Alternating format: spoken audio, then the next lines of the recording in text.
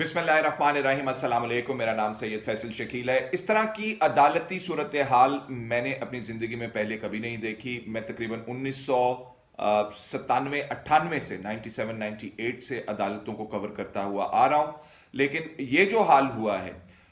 ये बहुत ही ख़राब है, जिसमें चीफ जस्टिस ऑफ पाकिस्तान साहब के हवाले से एस्पर्शंस कास्ट हुई हैं या फिर उनके हवाले से सवालात उठाए हैं, उनकी नेक नियति के हवाले से सवाल उठाए गए हैं। Chief justice Islamabad high court की नेक नियति के हवाले से सवालात उठाए गए हैं। उनके फहम के हवाले से आइन के कानून के सवालात उठाए गए हैं। उनके एजेंडा परसू किसका किया जा रहा है, अदालत की तजलील क्यों की जा रही है, ये सवालात उठाए गए हैं। देखिए, मैंने पीसीओ वाले जजेस भी देखे। जब जनरल मुशर्रफ साहब ने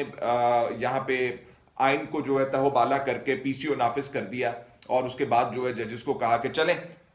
आइन की जगह पीसीओ का हल्फ लें, तब भी अदालतों के अंदर इस किस्म की सूरत हाल नहीं होती थी। और ये जो सूरत हाल इस वक्त नजर आ रही है, जिसमें पहले इस्लामाबाद हाई कोर्ट के जजेस ने 5 जजेस ने खत लिखा था, अब सुप्रीम कोर्ट के अंदर से 4 जजेस ने खत लिख दिया, जिसमें जस्टिस सैयद मंसूर अली शाह साहब सीनियर अटॉर्नी जज थे, जिनको बाईपास करके तरमीम करके उसके बाद जस्टिस जाहिया आफरीदी साहब को लगाया गया था। बाईपास करके मैं क्यों कह रहा हूं, इसके ऊपर मैं बाद में बात करूंगा। जस्टिस मुनीब अख्तर साहब, जस्टिस अतर मिनल्ला साहब और जस्टिस आयशा मलिक साहिबा, इन्होंने ये खत लिखा है और उन्होंने कहा है कि ओ भाई, अदालत का जो हशर कर रहे हैं, जो तजलील कर रहे हैं, ये क्यों की जा रही है, इसका जवाब तो दें। और किसका एजेंडा टो किया जा रहा है। याहिया आफरीदी साहब के लिए आई ओपनर होना चाहिए, यानी ये बातें उनकी आंखें उनकी खोल देनी चाहिए इन बातों को, जो बातें आज की गई हैं, जो मैं आपके सामने रखूंगा। लेकिन अब क्या करें, इख्तियार की जो पट्टी है वो इतनी खौफनाक होती है कि उसके पार देखना जो है वो बहुत मुश्किल काम होता है। तो इसमें इंसान जो होता है ना जी, उसका फिर क्या कहें आपको, आप खुद समझदार लोग हैं। तो जो खत लिखा गया उसमें सबसे पहले जो नुकात उठाए गए हैं वो आपके सामने रखते हैं। इसमें कहा गया कि 10 फरवरी को जुडिशल कमीशन के इजलास को मुलतवी करें। ये 10 फरवरी यानी कि जो इतवार के बरोज इतवार जुडिशल कमीशन का इजलास हो रहा है उसको मुलतवी कर दें। और कहा है कि लाहौर हाई कोर्ट में एक जज जो है वो 15वें नंबर से हाई कोर्ट, ये जस्टिस सरफराज डोगर साहब की बात हो रही है, जिन्हें लाहौर हाई कोर्ट से उठा के लाया गया है। वजह कोई नहीं है, चल भी बस तू आ जा। वजह ये है कि वहां पे कुछ अपीलें पड़ी हुई हैं, सियासी मुकदमात हैं और उनको रोकना है, इमरान खान के मुकदमात हैं, उनको रोकना है। तो उनको लाके यहाँ पे सीनियर जज बना दिया गया है। वो किस कानून के तहत बनाया गया है, उस हवाले से भी नुकात उठाए गए हैं। सुप्रीम कोर्ट में तैनाती के लिए अहल कैसे हो गए हैं। कहने का मतलब ये है कि ये 4 जजेस ने सवाल ये किया है कि जस्टिस सरफराज डोगर साहब जो 15वें नंबर पे लाहौर हाई कोर्ट में थे, जब वो इस्लामाबाद हाई कोर्ट में लाए गए तो वो सीनियर जज कैसे बन गए, ये जवाब तो दें। अच्छा, उसके बाद उन्होंने कहा कि ये तमाम के तमाम तबादले जो हैं, जिसमें 3 जजेस के तबादले हुए हैं, जो ट्रांसफर्स हुई हैं, एक लाहौर हाई कोर्ट से सरफराज डोगर साहब आए हैं और सिंध हाई कोर्ट से खादिम हुसैन सुब्रो साहब आए हैं, बलूचिस्तान हाई कोर्ट से मोहम्मद आसिफ साहब आए हैं। ये जजों के तबादले उन्होंने कहा मशकूक हैं। किन्होंने कहा है, ये 4 जजेस जस्टिस सैयद मंसूर अली शाह, मुनीब अख्तर साहब, जस्टिस अतर मिनल्ला साहब और जस्टिस आयशा मलिक साहिबा ने कहा है कि ये तबादले मशकूक हैं, कि इनको आप एक जज, सुप्रीम कोर्ट के जज के तौर पर तैनाती के लिए एहल कर देते हैं। और कानून वाज़ा है कि जो काम बिलवास्ता नहीं किया जा सकता उससे बिला वास्ता भी नहीं किया जा सकता। जो डायरेक्टली एक काम कानून के अंदर नहीं किया जा सकता तो वो आप घुमा फिरा के भी वो काम नहीं कर सकते। उन्होंने कहा कि जी ये जो फुल कोर्ट और इस्लामाबाद हाई कोर्ट के जजेस की सीनियरिटी का मामला उठाते हुए उन्होंने कहा है कि आइन तरमीम के फैसले तक तैनाती रोक दी जाए। आइनी तरमीम के फैसले तक, अच्छा, ये जो आइनी तरमीम है, जिन्हें 26वीं आइनी तरमीम, जिसकी वजह से इस वक्त अदालत जो है वो एक दूसरे के हवाले से जो है डिविजन्स इसके अंदर हुई हैं। ये 26वीं आइनी तरमीम का जो कारनामा अंजाम दिया है, जिस शख्स का ये آئیڈیا ہے آنے والے وقت کے اندر، آپ یاد رکھیے گا، مارک کر لیں میرے ورڈز، ان کو کوئی اچھے نیک نام سے لوگ یاد نہیں کریں گے، بھلے ان کی نیت اچھی ہو، لیکن اس کے اندر انما الاعمال بالنیات، نیتوں اعمالوں کا دار و مدار جو ہوتا ہے وہ نیتوں کے اوپر ہوتا ہے، اور اس کے اندر نیت جو ہے وہ صاف جھلک چھلک کے باہر آ رہی کہ 26ویں آئینی ترمیم کی کیوں گئی ہے۔ عدالت سپریم کورٹ کے اوپر کنٹرول کیا جائے، اسلام آباد ہائی کورٹ کے اوپر کنٹرول کیا جائے، تمام ججز صاحبان ہائی کورٹس کے ججز صاحبان کی تعیناتیاں کی جائے، کورٹ پیکنگ کی جائے، تاکہ آئندہ آنے والے دنوں کے اندر کوئی سر نہ اٹھا سکے اور تابع رہیں اور اچھے اچھے فیصلے کریں، پیارے پیارے خوشبودار مزیدار فیصلے جو ہیں وہ یہ ججز کریں۔ اچھا جی، اب اس کے اندر انہوں نے کہا ہے کہ جو آئینی ترمیم کے فیصلے تک اور تعیناتی روکی جائے، کم از کم آئینی بینچ کی جانب سے فل کورٹ بنانے تک کی درخواستوں پر فیصلے کا انتظار کیا جائے۔ اچھا، اب یہ بڑا زبردست معاملہ ہے جی، کہ جو بینچ اس وقت آئینی بینچ جو ہے آئینی 26ویں آئینی ترمیم کے خلاف درخواستیں سن رہا ہے، اس کے پاس سب سے پہلا فورموسٹ ٹاسک از کہ پائن سب تو پہلے یہ ڈیسائیڈ کر لو کہ یہ معاملہ آئینی بینچ سنے گا یا یہ پوری سپریم کورٹ، اس وقت موجودہ سپریم کورٹ، وہ والی سپریم کورٹ نہیں جو کہ آئین تعیناتیوں کے بعد جو جوڈیشل کمیشن جس کا کہا جا رہا ہے کہ روک دیجئے اتوار کے روز، اس کے بعد جو ججز آئے ہیں وہ کورٹ کے اندر آ کے بیٹھ جائیں گے، ان کا فل کورٹ نہیں، کیونکہ کہا گیا ہے کہ جو ججز تعینات ہوں گے اب وہ 26ویں آئینی ترمیم کے تحت تعینات ہوں گے سپریم کورٹ کے اندر، اور 26ویں آئینی ترمیم تو چیلنج کر دی ہوئی ہے، فل جو اس وقت آئینی بینچ ہے وہ اس وقت سن رہا ہے، اور اس میں سب سے پہلا ہی معاملہ یہ ہے کہ آپ فل کورٹ بنائیں، اور اگر ان کو آپ چیف جسٹس صاحب، جج صاحبان نے کہا ہے، یا آفریدی صاحب، اگر آپ ان کو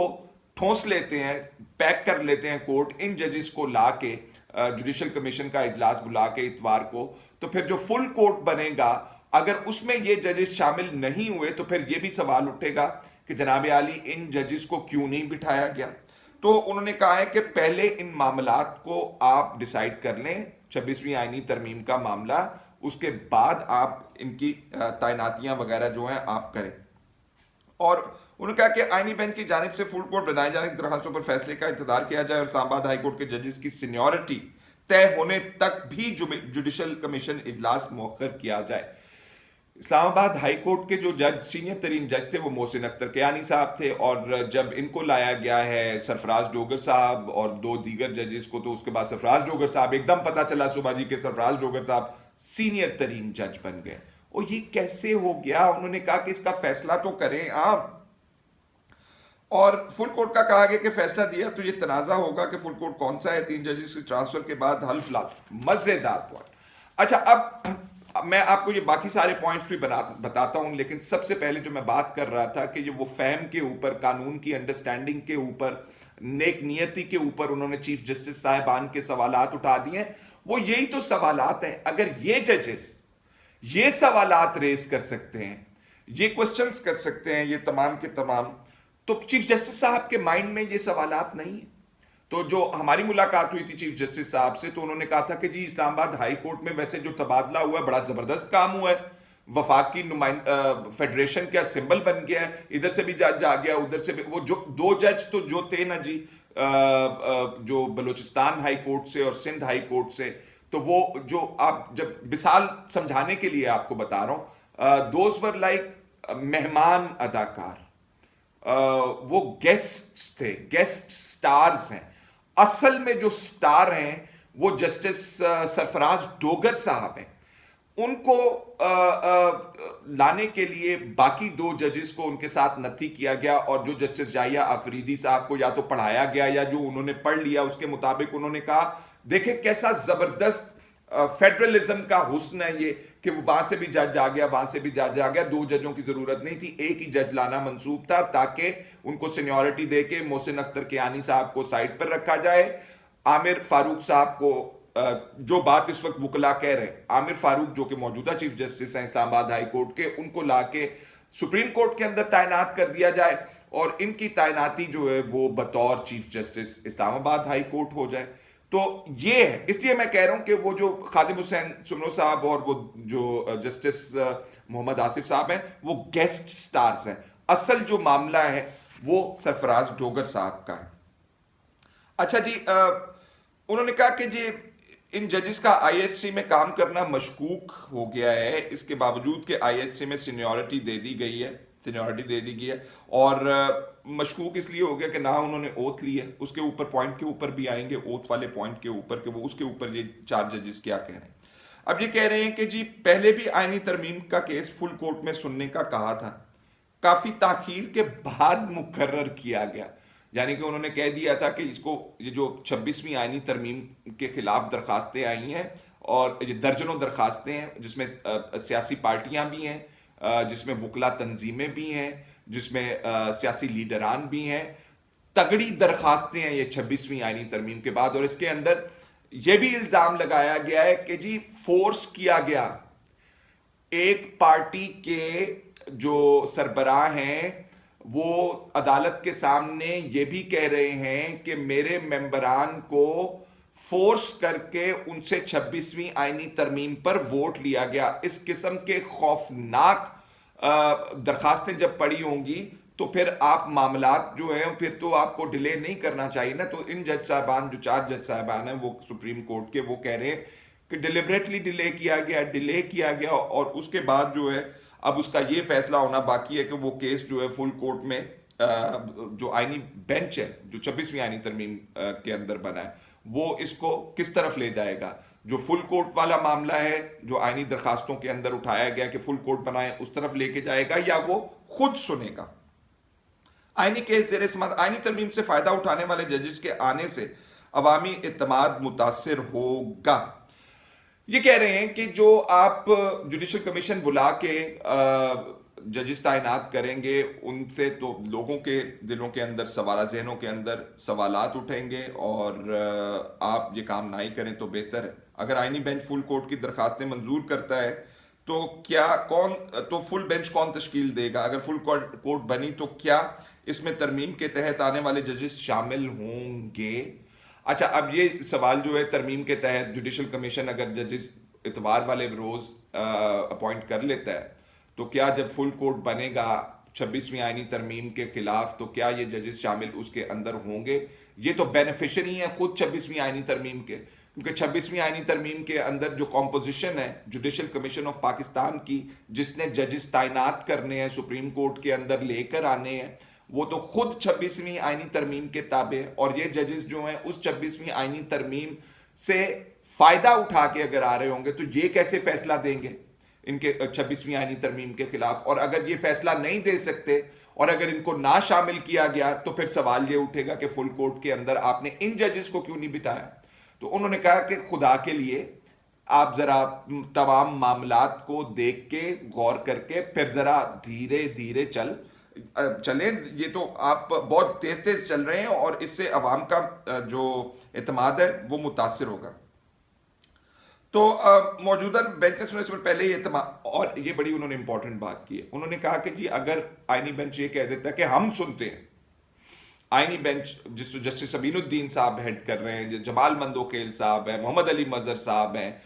مسرت ہلالی صاحبہ ہیں، 2-3 جج اور ہیں اس کے اندر، تو انہوں نے کہا کہ اگر آئینی بینچ نے یہ فیصلہ کر لیا کہ ہم یہ سنتے ہیں تو ان پر تو پہلے ہی لوگوں کا اعتماد کوئی نہیں، وہ کنٹروورشل ہوئے ہیں۔ تو یہ جو پوائنٹس ریز کیے جا رہے ہیں بہت قانونی طور پر ویلڈ ہیں اور ان کے اوپر جو معاملات ریز کیے جا رہے ہیں وہ سوالات آپ کے سامنے جو میں کہہ رہا ہوں ان کے اوپر بھی غور و فکر ہونا چاہیے۔ کورٹ پیکنگ، انہوں نے کہا کہ پہلے ہی عوام کا موجودہ حالات میں کورٹ پیکنگ کا تاثر مل رہا ہے، جاننا چاہتے ہیں کس کے ایجنڈے اور مفاد کے لیے عدالت کی تذلیل کی جا رہی ہے، کس کے ایجنڈے اور مفاد کے لیے عدالت کی تذلیل کی جا رہی ہے، جاننا چاہتے ہیں کہ عدالت کو اس صورتحال میں کیوں ڈالا جا رہا ہے۔ اچھا، اب وہ نا ریڈ بٹوین دا لائنز، عدالت کو ان حالات میں کیوں ڈالا جا رہا ہے، تو وہ جو 26ویں آئینی ترمیم ہے جس نے چوچو کا مربع بنا دیا ہے عدالتی معاملات کو، ایک طرف چیف جسٹس صاحب جو ہیں ایڈمنسٹریٹو کمیٹیز کے اندر بیٹھے ہوئے ہیں، ایک طرف آئینی 26ویں آئینی ترمیم کے تحت ایک کمیٹی بن گئی ہے جو آئینی کیسز جو ہے آئینی بینچ کے پاس ریفر کرے گی، چیف جسٹس صاحب علیحدہ ریفر کریں گے. ایک عجیب سا جو اس کے اندر وہ ایک سرکل بن گیا ہے، جس کے اندر میں نے سوال کیا چیف جسٹس صاحب سے جب ان سے ملاقات ہوئی 3-4 روز پہلے، تو میں نے کہا جی آپ ایڈمنسٹریٹو سائٹ کے اوپر بیٹھ کے فیصلے کریں گے، تو جسٹس منصور علی شاہ صاحب پہلے کہہ رہے ہیں کہ اب ان سے کیس لے لیا گیا، تو آپ اپنے فیصلے جب کریں گے تو پھر کیا پھر آپ ان کے اوپر پھر فیصلے کریں گے دوبارہ؟ آپ ایڈمنسٹریٹو سائٹ پر بیٹھے ہوئے، وہ جوڈیشل سائٹ پر بیٹھے ہوئے، اور جوڈیشل سائٹ کے احکامات جو ہیں وہ بھاری ہیں، وہ آئین کے تحت ہے، وہ قانون کے تحت ہے. تو پھر آپ انہوں نے کہا نہیں نہیں میں نہیں بیٹھوں گا پھر. تو ابھی جو ان کو کہا جا رہا ہے وہ آئینی معاملات ہیں، قانونی معاملات ہیں. ججز کا تبادلہ عارضی ہو سکتا ہے، مستقل نہیں. ججز کا تبادلہ مقررہ وقت کے لیے ہو سکتا ہے، غیر معینہ مدت کے لیے نہیں ہو سکتا. اور اگر غیر معینہ مدت کے لیے نہیں کیا گیا ہے تو اس کا مطلب یہ ہے کہ کسی بھی وقت اس کو اٹھا کے واپس لے جایا جائے گا. اچھا، اب یہ نقطہ جو ہے انہوں نے کہا کہ اس میں اور بھی انہوں نے وضاحت کی. انہوں نے کہا دیکھیے جی آپ ایک ہائی کورٹ سے جج جو ہے دوسرے ہائی کورٹ میں ٹرانسفر کرتے ہیں جب وہاں پہ تعداد مکمل ہو. یعنی کہ لاہور ہائی کورٹ میں تو خود ویکنسیز جو ہیں خالی پڑی ہوئی ہیں، تو وہاں سے اٹھا کے آپ نے جج صاحب کو ادھر لے آئے، کوئی ریشنل تو ہو نا. اور آپ کو یہ بھی بتا دیں کہ اسلام آباد ہائی کورٹ میں 12 ججز کی سینکشنڈ اسٹرینتھ ہے بائی لا جو ہے یا آئین جو ہے وہ کہتا ہے کہ 12 جج ہوں گے. تو یہ 3 جج لا کے 12+1 13 کر دیے انہوں نے جج. کیسا کمال کیا، کیسا آئینی تبادلہ کیا انہوں نے، کمال کر دیے. اور انہوں نے کہا ہے کہ جی چیف جسٹس اسلام آباد ہائی کورٹ نے آئینی نکات بالائے طاق رکھتے ہوئے دس از اے بگ ون کہہ ہو رہے ہیں کہ عامر فاروق صاحب دھیان کرو پہچان، قانون آئین کو آپ جو ہے اکھاڑ کے پیچھے پھینک کے آپ یہ کیسے 15ویں نمبر والے کو آپ سینیورٹی دے سکتے تھے. یہ نکات سارے 4 ججز نے سامنے رکھے ہیں. جی میرا خیال ہے کہ سیلف ایکسپلینیٹری ہیں، مجھے مزید تفصیل میں کیا جانا، لیکن افسوس سے میں کہتا ہوں کہ اپنے مفادات کی خاطر آپ بے شک پارلیمنٹ میں ہوں، آپ بے شک عدلیہ کے اندر ہوں، آپ بے شک بیوروکریسی کے اندر ہوں، یہ ملک کا مفاد نہیں ہے، یہ اس ریاست کا مفاد نہیں ہے، یہ لوگوں کا مفاد نہیں ہے. ایک ایسے نظام میں جہاں پہ انہیرنٹ سیڈز آف ڈسٹرکشن جو ہیں، ایسے تنازع کے بیج آپ بو دیں جو کہ سالہ سال آنے والے دنوں کے اندر ختم نہیں ہوگا. یہ کیا ہوتا ہے آئینی بینچ، اور یہ کیا ہوتا ہے غیر آئینی جج، کیا ہوتا ہے ریگولر بینچ، اور یہ کیا ہوتا ہے آئین والا بینچ. نفاق آپ نے ڈال دیا، ڈفرنسز آپ نے سو کر دیے، اور یہ ختم نہیں ہوں گے جب تک یہ 26ویں آئینی ترمیم کے تحت جو کام کیا گیا ہے یہ ختم نہ ہو. فی الحال اتنا ہی، اجازت دیجیے، اللہ حافظ.